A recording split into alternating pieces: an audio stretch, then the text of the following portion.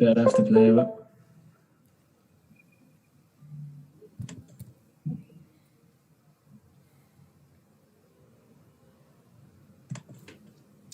Welcome to another show of the Betting Bankers. This Sunday afternoon. I hope you're doing well. It's going to be a short show tonight. We're just going to do a quick preview of some upcoming Serie B games, maybe recap some of the good selections that we had yesterday, and just keep a brief eye on the last four games of the Serie A this season, which are currently about 10-15 minutes in. As goalless in Italy.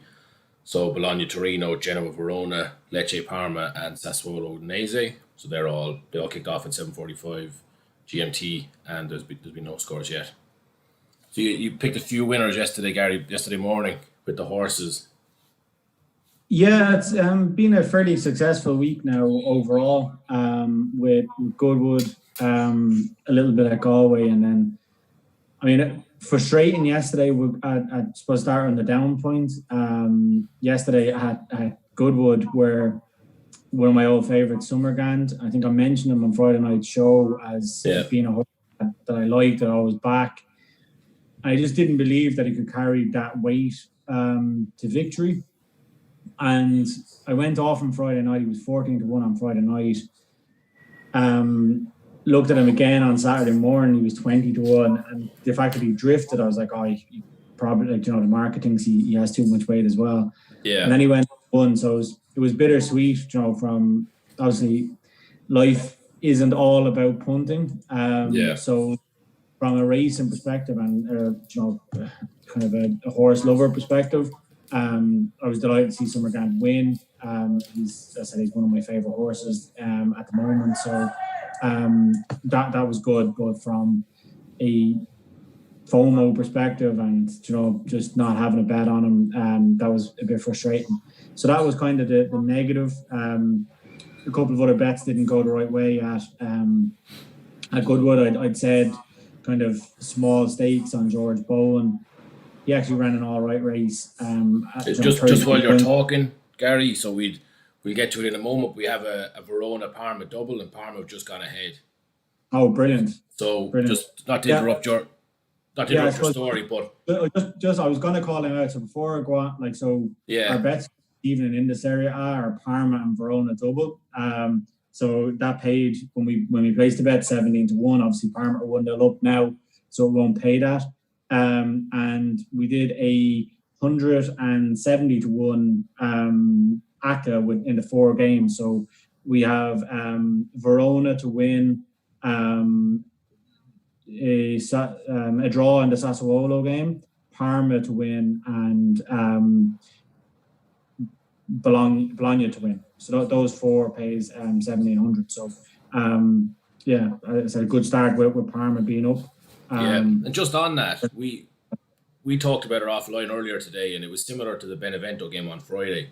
Genoa and Lecce, both odds on against Verona and Parma. In Verona, they were a bit unfortunate. They kind of had a struggle after the end of the lockdown and the restart.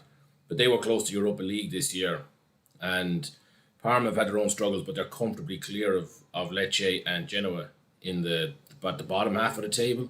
So it's kind of strange to see those two teams odds on. I think, I kind of second guessed myself today, because obviously we've been following the Serie A for a long time, and I'd like to think I could look at the games and know the shape of them without really having to do some in-depth research on. You just glance at them. Yeah. And I saw the prices today, and I was like, am I totally wrong in terms of these being standout prices? And then I looked at the table and looked at kind of recent stats. And they just seemed like no-brainer bets. Like, as you said, the last day of the season, anything could happen. They might not come up. But, Genoa have just taken the lead against Verona here. I'm watching that game. That's okay, though. I think of those 4 teams, Verona are the best of the 4 there. Yeah, exactly. So, but as I said, the prices seem standout. They might not come up, but a tenner on each of those, the 17-1 and the 171-1, I think it was. It's well worth a bet. So they're the bets in Italy. Getting back to the horses, we did say yesterday William Buick. So when I looked through the card at Newmarket, As I said, I didn't think he'd go across the card and win all of the races. There was like 7 races. I didn't think he was going to do that, but I knew that he had a good book of rides and he would have a lot of winners. And I called out a couple of them, so Danilova, Gali, Basilicata, and those 3 won. He actually had a 4-timer. Caravana won as well. It was a good day for William Buick. He had 6 rides across the 7 races. He finished first and 4 of them, and I think second and 2, and unplaced in Europe. But it was really, really good. Really good day from a betting perspective. A few combinations on them, so I was happy. With that. Another good day of picking from you with the horses. But I just want to touch on something you said a second ago about second guessing yourself. But we talked about that on the golf course yesterday when you were watching those Buick horses come in, and you kind of said, "Oh, there's no way you would have done a treble for him to win his first 3 races because you'd be nearly superstitious." And we had the same thing with Benevento on Friday. Now we saw them at 4-1, and they should have been like 10-11. And you're looking at it thinking, do they know something I don't know? And then today again, the odds are okay. Genoa taking the lead there, but 17-1 for a Verona Parma double. It's maybe it's human nature, but you look at it and go, that should be about 5 or 6-1, not 17-1. And there's such a discrepancy between your expectation and the bookie's price that you have to kind of think, no, there's something happening here. But maybe it's an unhelpful instinct.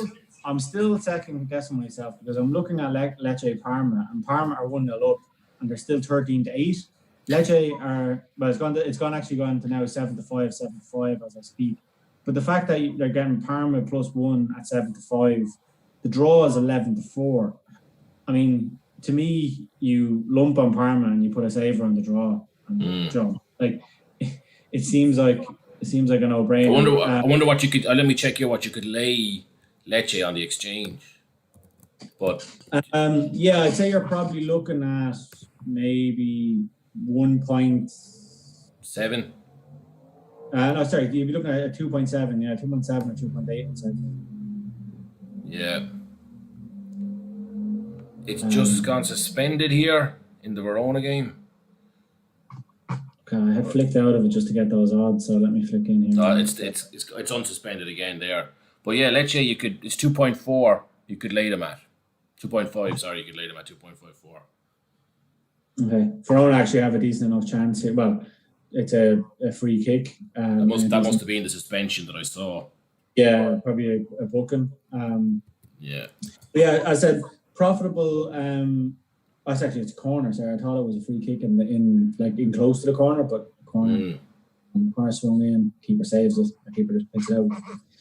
Pretty tame corner to say the least. From the horse perspective, that was good. Things kind of quieting down now for a while on the horse front. So there's no Goodwood is obviously a really quality meeting, good handicaps, good group races, listed races, etc. So there isn't any of those this week until I think there's a big card at Ascot but it's more handicaps on Saturday. So I don't have anything this week that I've picked out yet to track. But we'll be doing kind of daily updates here. So as and when I pick something out that I'm going to back, I'll share it here. As I said, I don't think we're portraying ourselves here as tipsters, lads. We're just sharing our information and our betting knowledge, and hoping to make a few quid and to have an interest and share them along. Hopefully, anybody watching will share them along with us as well. So we've said that before as well. It's kind of these bets would be still enjoyable if you just put 10p on them and you're going to watch the games and have kind of prove that your theory is right type of thing. It's not all about putting huge stakes on any of these selections. So, if you do have any selections of your own, by all means, send them in to us and share them, and we'll chat to you about them. But we're not too concerned about the size of the stakes or anything like that. We just want to add a bit of excitement to the games that we're probably going to be watching anyway, or the races that we're going to be watching during any of these weeks. So, that's a good point. Yeah. Don't be afraid after time either. Give us a few of your bets that you got up over the weekend, and then we can. Gary, you're certainly not afraid of it either. So there's no shame there. Funny best. But Nobody likes an after timer, but you have to give credit where it's due as well. So if you've got it bet up, send it in to us, and we can discuss it, or even any close calls. I think we all have those hard luck stories every now and again when we do a 3 or 4 horse ACCA, and we get, we do 4 horse ACCA and 3 of them come in. The other one finished second, which we've had quite a lot of. You'd have seen that in a few of our recent shows as well. Though we had it with the Chievo game in the Serie B on Friday, and we had it with Deportivo the week before. We're no stranger to them here, so please do send them on. But you mentioned that the racing is going quiet this week, and it's strange. I'm not sure how I'm loving it, but can't get my head around the amount of football that's on in the next 2 weeks, and sort of top quality football. Obviously, the League of Ireland is back up and running since yesterday or Friday even. The Scottish League is back. The Belgian League comes back next week. Then you've got, the playoffs are still continuing for Serie B promotion or relegation. We've got Brentford, Fulham, and those second legs to come, and then Europa League from round of 16 to the final, and Champions League is a couple of round of 16s onto the final as well. So I think there's basically serious football on every single day and every night. So not tomorrow, it's pretty quiet, but from Tuesday, there's serious games on for the next 2.5 weeks. So it's actually going to be quite exciting. Bologna have just gone 1 up, by the way. Are they? Yeah. So it is. Yeah, so I mean, we're not too bad if we can get a Parma goal to turn it around. The Verona, you mean? Or sorry, Verona. And Verona are actually they're like, I'm watching the game here, as I said. They've played well since the goal. They actually had a decent attack there. A show for a penalty. It wasn't the penalty. But it looks like the centre half who made the challenge is about to go off injured. But still plenty of time for them to get back into that one is probably the overall point. On the football point, for a man who had a Waterford United victory over the mighty Shelbourne and Arsenal lifting the FA Cup, you look fairly fresh today. Yeah. That was the high quality Belgian beer. I think is the only reason that I'm functioning today. That was pure excitement / greed that I'm not actually up quite a bit after yesterday, because I had the early game yesterday in the Serie A to be a draw, and I had the Arsenal just to beat Chelsea in 90 minutes, and they were 3-1, and 23-10 or something like that.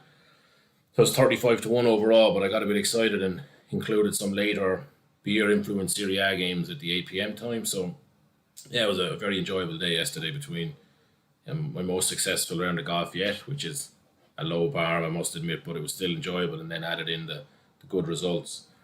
I mean, in terms of League of Ireland, it was a great result for Waterford, but it's still very early to say. They've had a few kind of good results so far this season, 2 in particular, and then they've had some kind of bizarre ones as well. So I wouldn't say we're out of the woods by any stretch. And then for Arsenal, it was a great result. I think financially for the club, it's a big deal to get that kind of guaranteed Europa League money next season. Personally, I wouldn't have minded them missing it necessarily to get some coaching time, but I think the way the world is going at the minute, and sports in particular, I think they need that money. So, and obviously, yesterday was a happy day as well for any of the fans, but I'm trying to keep this a bit more general than my own personal joy about it. Yeah, no, but I mean, from the betting perspective, obviously we put it up here as kind of our nap of the day of Arsenal 13-5 or whatever ridiculous price they were. So yeah, that was pretty good. You also gave a great shot with Napoli. What price are Napoli? Like 27-10. Yeah. So, like I don't have the stats. I meant to put them together before I come on, but I'd say we probably gave 8 or 9 tips yesterday, and not tips, but 8 or 9 of our bets that we were going to be putting on, and at least 6 of them come in. So a fairly good day all around. Obviously, our betting accounts are showing a healthy profit, so that's a good thing. And as you said, it's kind of a calm before the storm now. So the next couple of days, there's no real major action, but kind of from Wednesday time onwards, that changes significantly. So looking forward to what the next couple of weeks are going to bring. Yeah, we touched on it before, and the size of the bets. I mean, obviously, you feel the temptation to go for the big wins, but you mentioned that we had probably at least sort of 60-70% of what we mentioned yesterday morning won yesterday. So there's always, if you're trying to take your gambling a bit more seriously, keep the combinations a little bit smaller, and you're probably more likely to see those wins come in. We'll have to start doing that a bit on this stream so that people can share some of these wins with us, because you don't want to continually go for 8, 9 or 10 team ACCAs or parlays, as our American friends call them, and then you're always getting 6 or 7 right, but you're not winning them. Parma have gone 2-0 up, by the way, so that leg is looking rosy. Who was it, sorry? Parma have gone 2-0 up, so that's looking brilliant. Yeah, brilliant. They were 3-1, I think, today. Like, just 3-1. Yeah. And as I said, like, I mean, they were. What did I say? They're 11-8 or 13-8 when they were 1 goal ahead. Yeah. So as I said, lumping on, and I'm actually, if we wasn't doing this, and like, you know, or was able to multitask, I definitely would have had a big bet on Parma to win 1 goal ahead. It seemed ludicrous. That's actually something else we've talked on a few of these shows about, sort of betting strategies and all that. For anyone who does watch this, we're not going to try and pretend that we know absolutely everything about every sport, or that we know more than other people necessarily, but they're the sort of things that we do have a pretty decent track record of picking out. That there seems to be a misprice somewhere, like we said, Benevento, some of the horses Gary mentioned yesterday, like Verona and Parma today. Genoa have just gone 2 up. Have they? Oh no. Yeah, like they've been on top. Like Verona have been on top. Now it's going to go to VAR here. He might just be offside. I'm hoping that it's going to be one of these. Is this big toe offside? And like, I haven't seen the kind of slow mo, but it looks to me like his left foot was offside. Genoa were 1.4 on the exchange before that goal, and they're 1.4 now again. So that would imply that the exchange at least is expecting it to not be given. Yeah. So like the players are lining up to take the restart. It's gone suspended, and now it's unsuspended. And Verona, it's very hard to read this information on the exchange. The Genoa price just hasn't changed from. Yeah, it's looking like they're going to restart the game. Yeah, they've restarted. It's 2-0. Okay, that's a shame. I'd like to see that again. I mean, I'm watching here on like streaming on Paddy Power, and it looked very much to me like it was it could have been offside. I'd like. If you're into your conspiracy theories, there's a lot doing the rounds. So in the Serie A, we might have talked about this before, Gary, how there's so many small teams are kind of very well managed in the Serie B, and they're making the progress up. So like Frosinone, Benevento, Empoli, Lecce, Spal, like these teams have no, I mean, in an objective sense, they're so small, the clubs, they have no right to be getting up there. And there's a few conspiracy theories that the league don't want them in there. They kind of want the big names back and get rid of the likes of Spal and Lecce. So, I mean, Genoa will be a much bigger club, and if Genoa win today, they're guaranteed to stay up. So maybe that might spark off another round on social media and stuff of those. They're getting a little bit of assistance from the officials. Yeah, they've gone to a cooling break here, so I'm hoping that they show a replay of the goals. But yeah, like, kind of look like a bit of they're showing it here. Yeah, like, I mean, he was in acres of space. Decent finish from him, but they haven't shown an angle. Like, normally they'll show an angle that shows like shows it clearly. Whatever. They haven't really shown. Oh, here it is. Geez, that to me looks. It's very, very tight. Mm-hmm. Very they've gone off and now. Very, very tight. Obviously, it's not given out. There's no point in crying over spilled milk. That's our bet. In all likelihood, probably gone. But I mean, I said the Parma bet was still a decent shout, and if we weren't on this, we'd probably be lumped onto that. So it's actually a decent cash out still available, given that Parma are 2 up and Bologna are 1 up in that 171-1 bet. So if Verona do get 1 or 2 back, the bet could still be interesting. But obviously, Verona are 22-1 shot now, so we need a lot from it. But I said you're never dead till the final whistle goes. But that's all from me anyway, Liam. I said Been a decent week on the horse front, decent week on the football front. Overall, showing a profit on the betting, so pretty happy with that. There's been some great entertainment in those games as well. They've not been exactly. I've had a bit of bad luck. I've had a bit. Probably the only game I got massively wrong, or thing I got massively wrong, and it's frustrating because you said it yesterday about rose tinted glasses, was the Shelbourne match. So that's probably the biggest frustration of the week, is that I believed and let my heart run my head, if you know what I mean. There's a few teams, if you watch us regularly, there's a few teams that we will probably not have the best strike rate on, and they would include Shells. I think for me personally, it's probably Roma. I can't get their games right because I spent so many years backing them with my heart that now I probably back against them, but that's because I've been, once bitten, twice shy type of thing. So if there's a Roma game that I call, maybe that's one to take with a pinch of salt. Yeah, we'll need to start giving out those disclaimers. I think West Ham, we said it yesterday, Arsenal, even outside of us wanting Arsenal to win and you being an Arsenal fan, that stood out. So we did give the disclaimer. Do you know what though? Especially with West Ham, you mentioned it there, West Ham and Arsenal. If we're tipping those teams, or tipping, that's an awful word to use for this sentence, but if we're recommending bets on those teams and they're like 19 to 20 or in and around the evens, they're probably not worth looking at. But you've picked West Ham a couple of times in the past at sort of 7-2 prices. And at that side of price, they're definitely worth it, but we'll play it by ear next season. I do think Arsenal will be good next season, so that's a sure way I'm going to lose plenty of money back in them. But we have a few sort of pet what's the phrase? Pet choices or whatever it is here that we like. Yeah. I was actually a little bit disappointed. For some reason, I thought that the Serie B promotion games were today, but they're actually during the week, Tuesday and Wednesday. I just must have read the schedule wrong. I thought they were about tonight at 8 o'clock. I was waiting for them to kick off, but we'll definitely have some interest on those during the week. Yeah, it gives us more time to have a little bit of a look at them. But I said overall, happy with the week.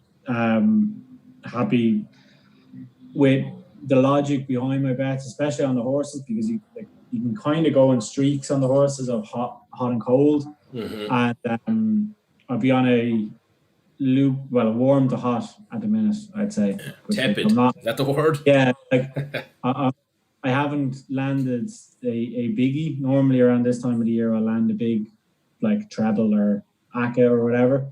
I haven't landed that yet, but I've been knocking on the door, and then my singles and doubles have kind of got me out of jail and into the profit. So yeah, fingers crossed over the next couple of months we can continue to find the winners anyway. Yeah, I'm sure we will. All right, well look, we'll wrap that up there. Thanks for tuning in, and we'll be back again tomorrow with some more input and views on the matches that are on the way.